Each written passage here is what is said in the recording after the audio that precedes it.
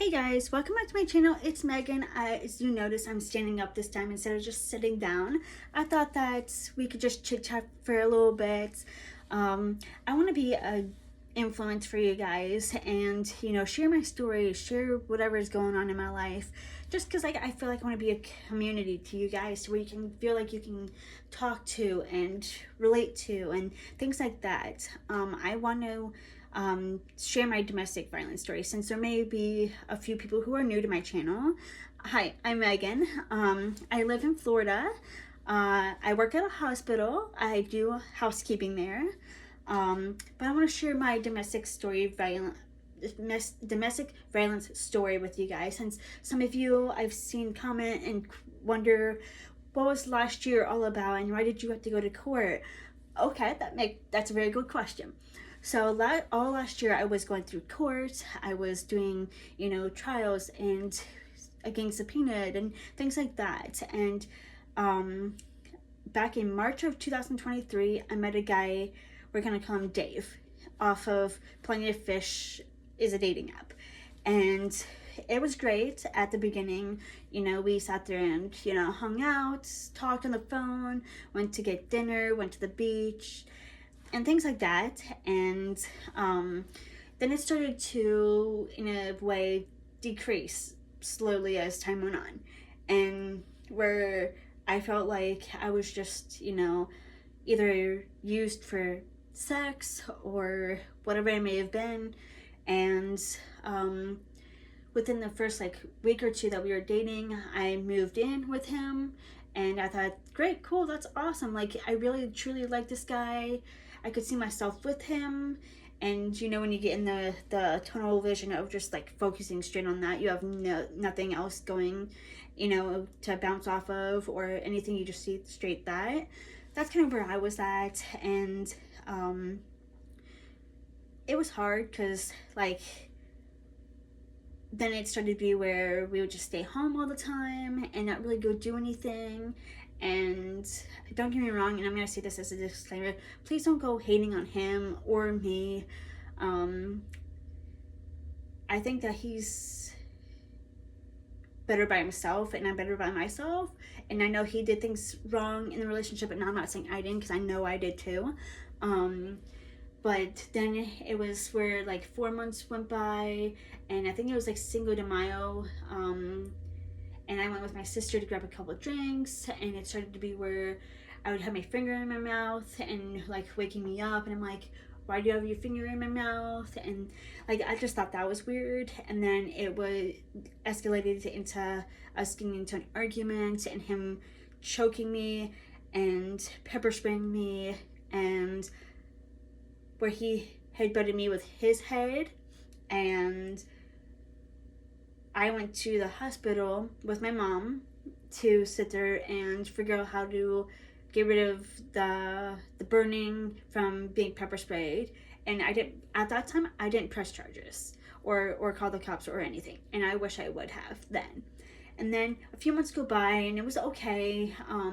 It was shaky after that, because then he lost his job and I was transitioning to a different job, and it was okay. We were always talking about money, and I felt like I was always the person to go to for money because I had the, in a sense, stable job, and I'd always be asked about rent, and if I couldn't do it, that's okay. But yet, in a sense, because I was living there, I felt like I had to pay that other part in order to have a place to stay.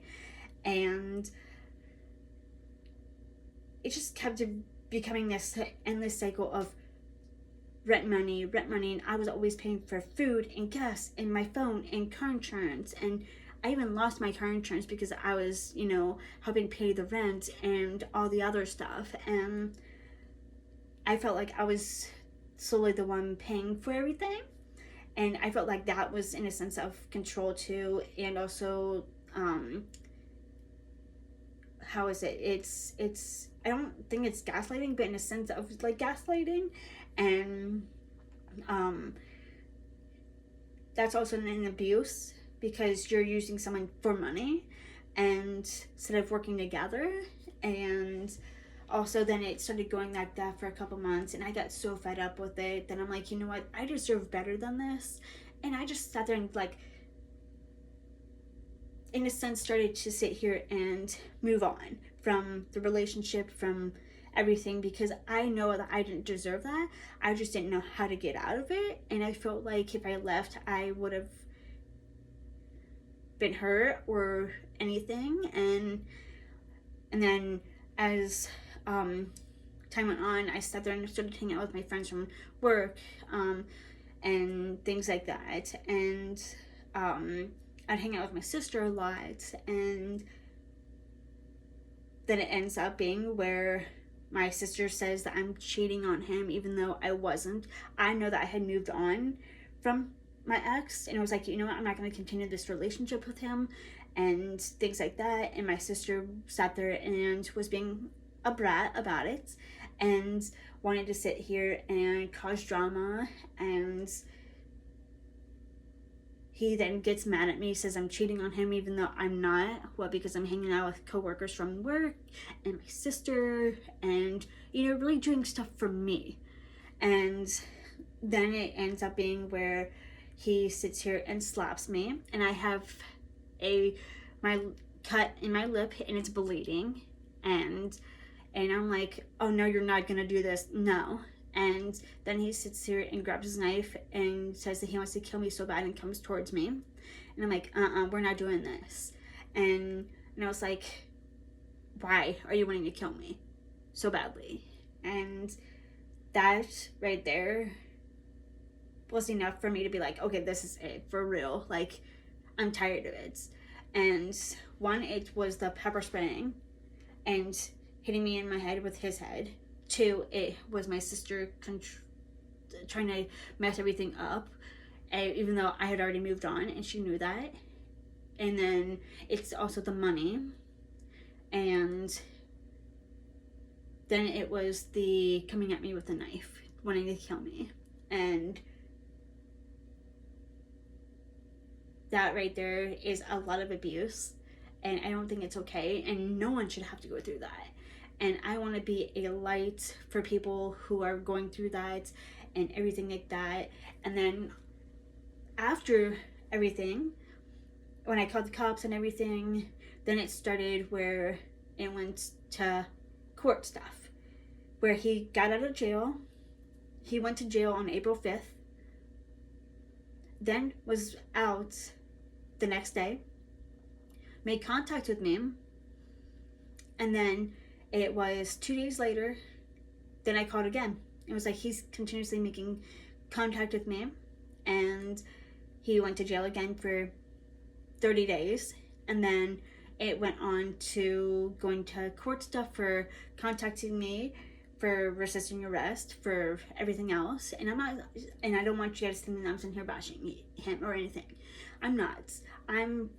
I'm just wanting to share my story so that way I can heal, and so that way I can share things with everyone else, and so that people can be aware and have a safe place to talk to, or a place to talk.